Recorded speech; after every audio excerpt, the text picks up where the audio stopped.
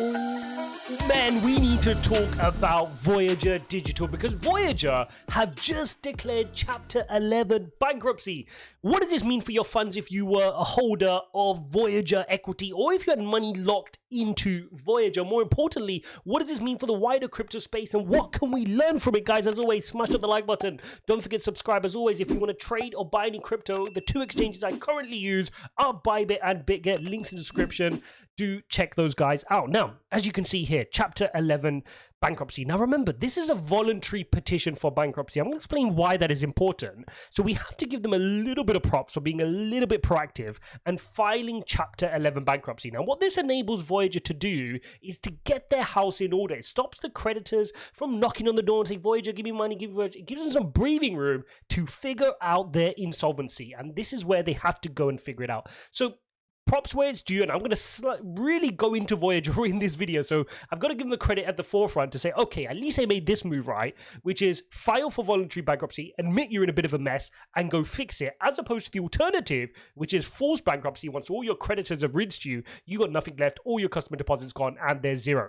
Do Kwon. Right, now, what are we seeing going on? Well, before that, I do want to share this with you. I'm not going to share all of it because I don't think it's friendly for YouTube, but you guys can go over and check Fatman Terror on Twitter because he did share this whole thing. But in essence, it gives you an idea of how many people are really hurt in this crypto space by this kind of activity. I hate every second of this. The losses hurt, right? 255k in USDC, literally everything I had. I'm a complete mess. I have $900. And then the last person said something which I can't share on YouTube, but you could probably use your imagination to see how distraught they are about losing their life savings. So just wanted to put that into perspective because this is real lives. These are people who have put money into crypto and I have to give them the benefit of the doubt. It's similar to the UST scenario where when you're kind of leaving your money in some of these platforms and if it's just cash and you've not put it into actually loan, then you don't expect your funds to go, right? If you've left some stable coins in there, you don't expect to lose that. But at the same time, I'm going to come in hard on the people who are using these CeFi platforms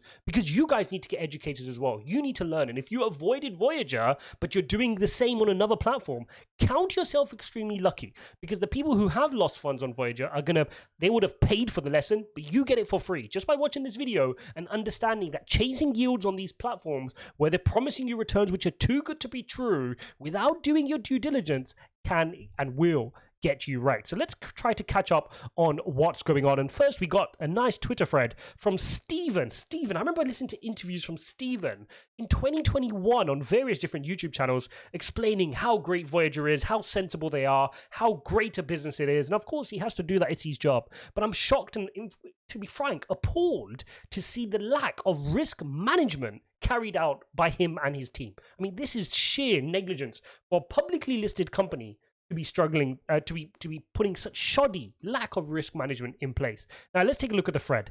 Voyagers, I mean, he starts off with Voyagers, right? No one's with you right now. Nobody's on a voyage with you. They want their money back so they can leave. Nobody's with you right now. Voyagers, today we began a voluntary financial restructuring process to protect assets on the platform, maximize value for stakeholders, especially customers, and emerge as a stronger company. Voyager will continue operating throughout. Now remember, with Chapter 11, you can continue to operate. So at least they can keep trying to bring revenue in, even though we know their equity price is just going to the toilet as we speak. We strongly believe in the future of the industry, but the prolonged volatility in the crypto markets and the default of 3 Hours Capital require us to take this decisive action. Oh my God, this is just insane. So put this into perspective. So imagine this kid, I mean, he's just come out and he's blamed straight in the second part of his tweet. He said this is due to the prolonged volatility in the crypto market. What are you on about? The volatility we've had is less than the volatility in previous bull markets. I've been speaking about that when we look at the on-chain metrics. We're in a healthier state now, percentage by percentage. We've not had the same fall down we've had from all-time highs as we had in previous markets. So what are you talking about? What did you even stress test your company? Did you even test it against the same percentages seen in a previous bull market high? This is gross negligence. This is ridiculous, right? And then to blame 3 Hours Capital. I mean, how are you blaming 3 Hours Capital? Let's get on to this. I have this here somewhere for you guys. Here. How are you blaming 3 Hours Capital? Look at this, guys. So of all the liabilities they had, the counterparties, 6 billion, 60% of the entire amount, okay, so this is in thousands, 650 million of 1.1 billion in total loan obligations was given to 3 Hours Capital. Another 30 odd % was given to Alameda. You add those two guys up, guys, most of them, ridiculous, 90% of their exposure was to two counterparties. And Alameda, I understand. Well, it's not okay, but I understand it because FTX gave them $200 million of cash. They also gave them a revolving credit facility, right? And they've got equity in the company as well. So Sam Bankman-Fried knows what he's doing. He's not going to be risking his money without making sure he's got his tentacles everywhere in these companies. But 3 Hour Capital, I mean, this is insane, right? This is insane lack of risk management. And if you as an individual investor took your earnings and you had a portfolio allocation like this, I would say you're a fool, right? But this is a company. This is a public listed company. This is a company with 100,000 users plus using their platform, loaning them money. Insane. And this is all publicly available information which you guys could have found, right? Let's also talk about FDIC. I'm going to come on to what this means for Voyager holders and how much of your money you can expect to get back. Now, let's look at this. Now, FDIC Insurance is in this. We have a similar thing here in the UK, but in the States, it's to protect your money, right? In the event of a bank collapsing. Now, what you'll notice is this is very, very important. In the marketing materials, you will see it says here, through our strategic relationship with our banking partners, all customers' USD held with Voyager is now FDIC insured. That means that in the rare event your USD funds are compromised due to your company or our banking partner's failure, you are guaranteed a full reimbursement up to $250K.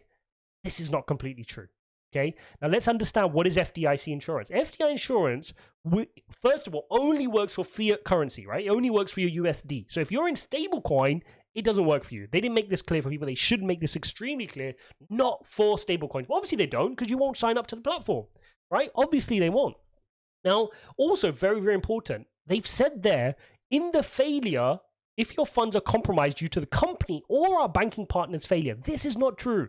So the banking is conducted by Metropolitan Bank. They're the bank for Voyager. Now, if Metropolitan Bank fails and you hold USD, your funds are reimbursed. If you hold any other token, right, or crypto, and Voyager fails, you do not get reimbursed. If you hold USD and Voyager fails, you also do not get FDIC insured, but they're claiming you are here. So definitely something else to pick up here from that Voyager perspective. Not going to go into all of this. You guys could read the full statement that they released. But what I do want to spend some time looking at is this.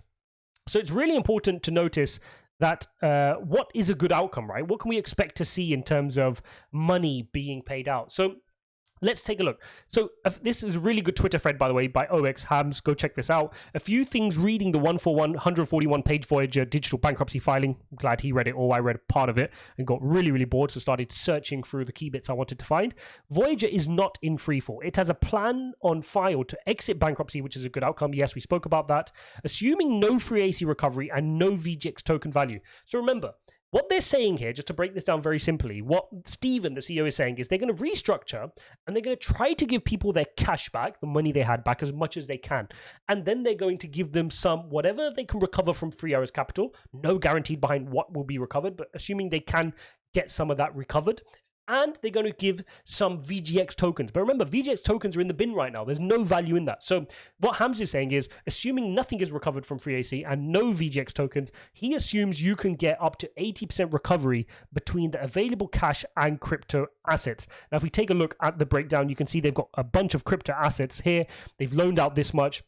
And therefore, you can take a look to see what is their net cash, and therefore, what does that mean in terms of a recovery? He's getting this to about 79%, which could give you the excitement that you'll end up with 80%. But I don't want to give you that excitement just yet, guys, because we don't know until we know. We don't know who's going to get their cash first and in what order. But if done responsibly, it looks like there are funds there. You should be expecting something back, right? Like a 20% haircut. Now, remember the 500 million June 2022 Alameda rescue loan? Only 75 million was drawn. Expect Alameda to take a 20% haircut on that, given its pari passu with customer deposits. In addition, Alameda owned 9.5% of common equity, but obviously that's going to zero because the equity is worthless at the moment. So important to remember that. Okay, so now, what does this mean? What should we learn from this whole kind of saga which has happened? The first thing I want to say is I don't think this is the last. We've said it before and we've said it again. This will probably not be the last one. I mean, let's put this into perspective. We've got Sam Bankman-Fried, who's out there doing shopping, right? We've got crypto exchange FTX has a few billion to support the industry. He's sitting there with his couple of billion spare, loving this because he knew it was going to happen. This is the cycle. We've learned nothing from traditional finance. And the one thing I want to mention to you guys, whether it's Celsius, whether it's Voyager, whether it's Babel, or anybody else who's making these shoddy practices, 3 hours capital, these are not crypto people. In their heart, they are not crypto people. These are traditional finance people with traditional finance mindsets who came into our industry of crypto and brought their malpractices with them. They're no different. They just saw a quick buck with a lack of regulation where they could take the shoddy practices which worked in traditional finance many decades ago, which they were too late for, and they're applying it here in crypto. So we should not tolerate it. We should not be putting our funds with these companies. We should not be accepting these mavericks as the leaders of the companies that represent crypto. It is not the way forward. And so we really need to educate ourselves to make that movement happen. And it all starts from doing your research, not putting your money in places which have poor risk management, who are really, putting your money into DeFi in degen plays, which you wouldn't even do. But you think you've got your USDC stuck in a safe place, and they're going and making speculative, crazy bets on who knows what. Hope you guys enjoyed this quick update on Voyager. If you appreciate this type of content, smash up the like button and subscribe. As always, check out BYBIT and BitGet, links in the description. Collect your bonuses and trade safely over there with no leverage, and make sure you know what you're doing. And if you don't, only play with a little bit of lunch money. So watch this video, and I'll see you in the next one.